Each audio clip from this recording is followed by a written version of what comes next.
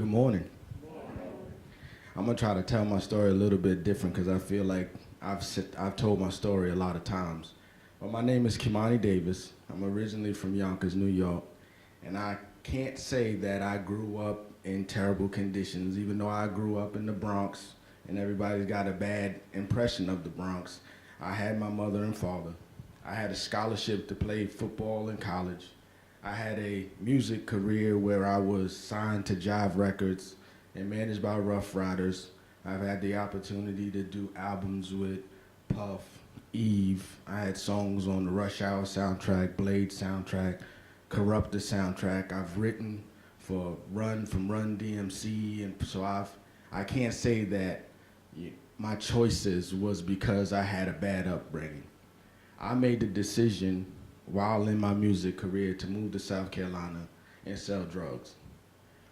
In 2003, I was arrested for conspiracy to distribute over 500 kilos of cocaine.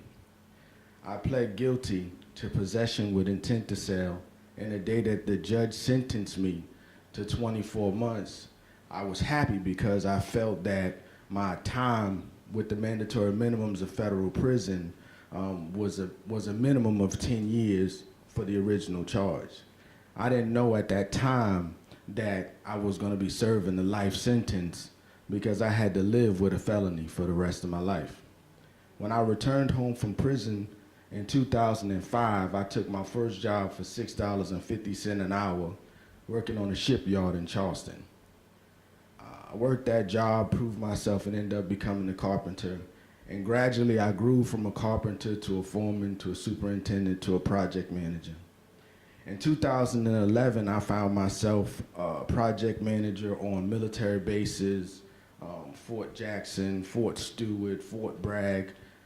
Also, I was one of the superintendents who built the Columbia Fireflies baseball stadium downtown Columbia.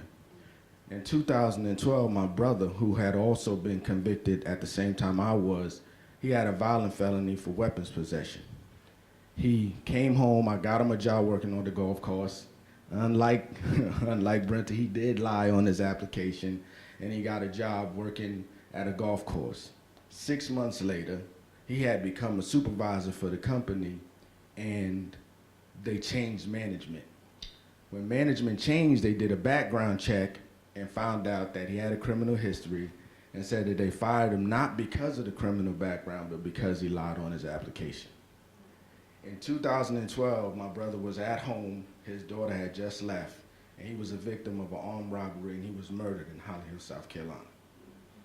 Since then, I have started a nonprofit that does reentry services to help people like me, like us, to get reintegrated back into the community. I teach them job skills, life skills. We enter the prisons, which by God's blessing is, the application says if you have a felony, you cannot re-enter the prison. So I've been doing that for the last 3 years. For myself, all that I had done, I had been working for this large construction company, and they decided to move to Atlanta. So when they decided to move to Atlanta, I had just had a daughter.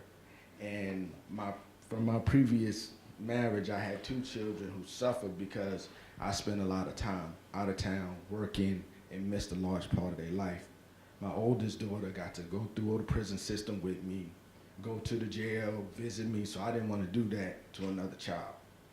So when the company left, now remember, I've spent 10, 12 years working in every military base you can think of. So now with a resume, 12 years long, I'm looking for a job, and now I'm finally dealing with, you got a criminal history, 16 years old, and even though your resume is good and you've worked in all these places, we can't hire you. So I made the decision to start my own construction business at that time. So we do construction, rental property terms, but we also do transitional employment for people that are formerly incarcerated. So I can honestly say, even though some people may look at what I've been through as a tragedy, I wouldn't be doing anything I'm doing now had it not happened. That's my story.